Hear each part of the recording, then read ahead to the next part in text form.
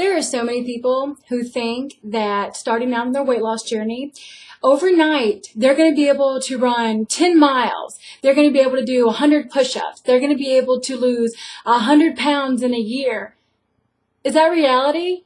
No, not always. You're not going to be able to start out, running 10 miles. You might have to take months to actually train for that. Are you going to lose 100 pounds in a year? No, not always. There are some people who they can't lose maybe 5 or 10 pounds a year, and that's perfectly fine because that's progress. Progress is progress. But a lot of people, they get into this thinking, just overnight, I'm going to clean up my eating. I'm going to clean up all the junk food. I'm going to only drink water, only eat salads. I'm going to be very strict with myself. I'm going to go to the gym every single day, and I'm going to work out at the gym for hours and hours. And then in a year, I'm going to lose all this weight. A lot of times, that's really the quickest way to fail. You have to really realize this is not a sprint.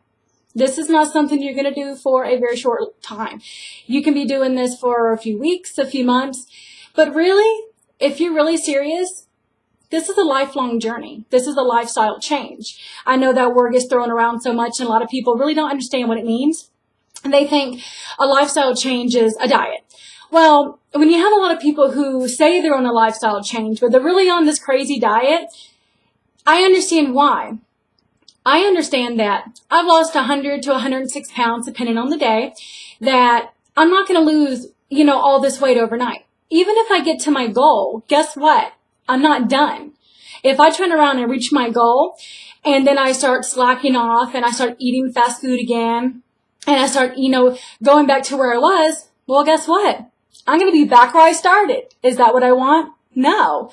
So this isn't something you're going to do for just a short time, because really, if you're just in this for a short time to once I reach my goal, then I can quit, you don't really understand what a true lifestyle change is. I've lost 106 to 100 pounds. It just depends. And I still have about 70 pounds I need to lose.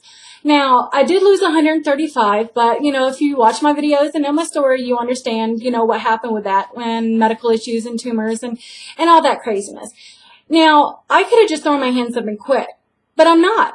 Even if I had to start over, I'm not going to quit. I understand that this is something that I'm going to have to do the rest of my life. And that is really what a lifestyle change is. It's not thinking I'm going to go out there and I'm going to do so great and then I'm just going to magically in a year have all this done. It's not really going to happen that way.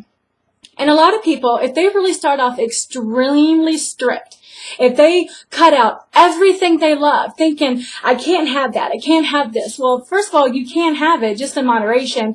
And I'm not really a big fan of cheat meals because I know my cheat meals can be more than one. So I try to avoid that. I don't really do the whole cheat meal thing because I know that if I did a real true cheat meal, it would just ruin all the progress I've made for the week. So I don't really do that, but I know a lot of people, they look forward to it and that works for them, and that is perfectly fine. It just does not work for me. But if you turn around and you just quit doing everything you like, if you don't eat cookies, if you don't eat sodas, drink sodas, if you just cut everything out, you're going to fail. Why do you fail? Because you're not supposed to restrict yourself of everything that you enjoy because you're on a diet. Diets are the quickest way to fail. Because when you decline yourself of simple things you enjoy, you get to where you don't want to do it anymore. You fail, you crave it, you binge it, and then you're like, oh, well, I tried.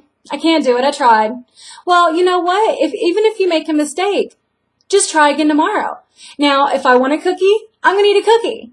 I try not to eat the whole bag.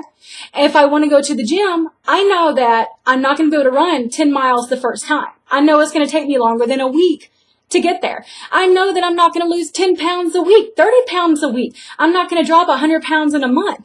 And a lot of people, they really think that they're not doing it right. They're failing, that they can't do this because of natural progress of weight loss.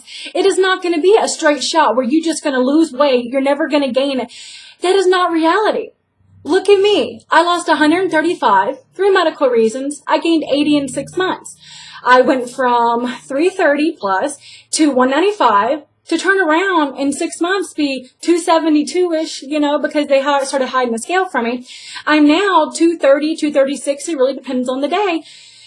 And I understand that shit happens. Things happen where I could just throw my hands up and quit. Am I going to? No, because this is not a diet for me. I understand that this is something I will do the rest of my life. There will be ups, there will be downs, there will be setbacks, there will be things that happen that you cannot control, some things that you can control. There will be days where you don't feel like going to the gym. You just want to binge on burgers. That is perfectly fine. That is part of this. And a lot of people think that the second they give into that weakness, the second that they fail at it, they fail.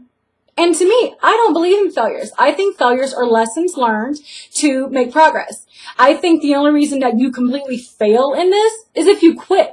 That's all. So as long as you're trying, you can make a million mistakes. Mistakes are proof you are trying. And you know what? I have the utmost respect for people who fail. Because when you fail, you're trying. So I have the utmost respect for you. And for someone who doesn't fail because they don't even try, I don't have that much respect for you, because the person who fails every single day, they're trying. And that is the most important thing. But you have to realize that it takes time. You may lose 10 pounds the first week. You may lose 20 pounds the first month, but 3 months into it, I haven't lost anything. Like right now, after my surgeries, I lost almost 50 pounds. 30 pounds pretty much came off almost immediately. Then I struggled for 20. Now I've been at the same weight, fluctuating up and down a few pounds for 4 months. 4 months. Of course, there are days where I'm like, why do I do this? I work out. I go to the gym. I'm doing everything right. I'm not losing weight. Why do I do this? That's normal. That is perfectly normal. Now, I understand I'm not quitting. I'm going to go back to where I was. I'm not quitting. But I understand that it happens. Your body is crazy. What works for you will not work for me. What works for me a month ago won't work for me now. You have to change things up. And you just have to realize it's a progress. Any progress is progress, regardless if it's the scale. A lot of people put so much weight on that scale. And I'm kind of guilty of that too. I get on the scale and I see it's the same and I kick it. And then I almost broke my toe. So I try not to kick it because it hurt. But you put so much weight and so much value into yourself over that stupid little scale. And we're all guilty of it. Even the very best of us are guilty of it. But try not to just value yourself on that scale. It doesn't show the progress you've made. It cannot show all the inches you've lost. I mean, I have got on the scale and I've lost nothing. And I measure myself, and I lost 3 inches off my waist. Did I just go by the scale? No. And one more thing, take pictures. Now, when I gained all the weight from my surgeries and from the tumors, I was so broken from the weight gain, I did not take pictures. I did not measure myself because I knew at the time I could not handle it. I was so upset by the weight gain that I couldn't handle it. And I kept telling myself, you're going to regret it later. You're going to regret it later. And I really do now, because sometimes you don't see the progress. You can get on the scale, and even if it go down a little bit, you don't see it. Well, pictures are very good for that, because sometimes you don't see it, but if you take pictures, they can show it. Now, my pictures, I don't ever put my before picture as really close and my after picture is really tiny, because I don't think that's very accurate. I don't do that, because it makes you look like you've lost more weight than you have, and that's not really going to do anybody any good if you're kind of faking the pictures a little bit. But if you really want an accurate measurement of what you've done and progress you've made, even if the scale or even if measurements are not showing it, take pictures, put them side by side. You can do it every 2 weeks, every month, and that can show a little bit of progress. Also, if you really want to know a little bit more progress, if you can do an extra minute at the gym, if you can get on the treadmill and do an extra 30 seconds, if you can do an extra minute on the elliptical or the bike, or you try a new workout and you can raise your weights a few, progress. That's progress. Those are called no-scale victories, and those are victories. So just because the scale doesn't show it, just because, your measurements or, even your eyes, because you are usually going to be the last person to notice any result. I have so many people, even now, tell me, you've lost weight. And I'm like, no, I haven't. Not at all. And they keep telling me I have. I don't see it. But obviously, I've had about 10 different people tell me in the last month. And sometimes you are the very last one to see it. So just don't think that the scale is number one. It's not. Any progress is progress. If you're drinking more water, it's progress. If you're eating healthier, that's progress. If you're having one less soda a week or one less trip to the fast food place a week, that's progress. Again, it is not something overnight. You are not going to wake up and just be miraculously, all fitness guru. It's not going to happen. It takes a very long time, especially when I first started. I knew absolutely nothing. I knew about this diet or that diet or, starving yourself or ally pills or, I knew all those little tricks. Did they work? No, not at all. But when it came to being healthy, did I know anything? No, I thought I just won't eat any sugar. I won't eat any fast food. I just will, starve myself. I'll go to the gym. No sodas. And guess what? It lasted like 3 days. I got hungry. I got angry. And then I binged. And then I'm thinking, well, I can't do it. I can't do it. I don't understand how all these people do it. It's moderation. Moderation in realizing that this is a lifetime. It is not a sprint. And if you're really in it for the sprint, you're not really in it for the whole lifestyle change. And I know when I first started, I wasn't. I just wanted to be skinny. I was 330 something pounds. I was a size 30. I just wanted to be skinny. Well, eventually that went from being skinny to being healthy, to being fit. And I'd rather be fit. Even though I'm so heavy, I'm very, very fit. I'm actually one of the most fit people I know. There's a lot of people who are skinnier than me, but they can't walk down the block without getting out of breath. And I can do the elliptical for 2 hours with barely breaking a sweat. So, just because you're heavier doesn't mean you're not fit. A lot of people, they always think that if you're skinny, you're in shape. That's not true. A lot of people, they don't understand that just because you're skinny, you can technically be skinny obese. And I guess I need to make a video about that. So again, this is not something you need to stress about over a week. It is something you need to learn. You need to just ease into it.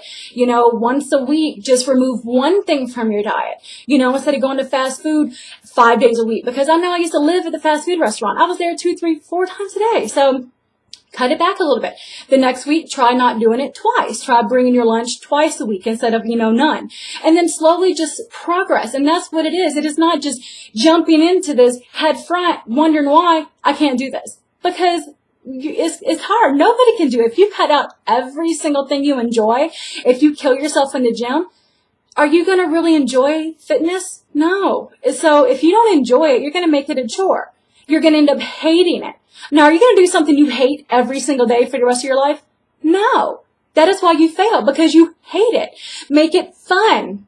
I like doing the elliptical. I enjoy it. It is fun to me. I know I should do more weight training and doing my bike, but it kind of hurts my butt. But I know I need to do a lot of other things, but I enjoy the elliptical. I enjoy swimming. So I try and make it fun. I go to the elliptical, I put my music on, I think I'm at a concert, and I enjoy it. So you have to make sure it's something you enjoy. If you like cookies, try and lighten them up a little bit. I have another video about making simple swaps. It's just simple swaps. You can still have what you like and just lighten it up. If you want a cookie, get the box stuff or make it from scratch. And instead of using oil and egg, use water, soda water. It does make it more cakey, but I like that. You can use it with muffins. You can use it with cupcakes. You can use it with any kind of thing. It is a little bit different. It's not like a cookie, but it's still delicious. And you know what? It's a lot less calories. It's still not perfect, but it gets rid of that craving. So I enjoy it. I don't feel like I'm depriving myself. So I don't hate it. And that's the biggest thing. If you're going to hate it, you're not going to do this. And I really do want you to succeed. That is my wish for you. Succeed.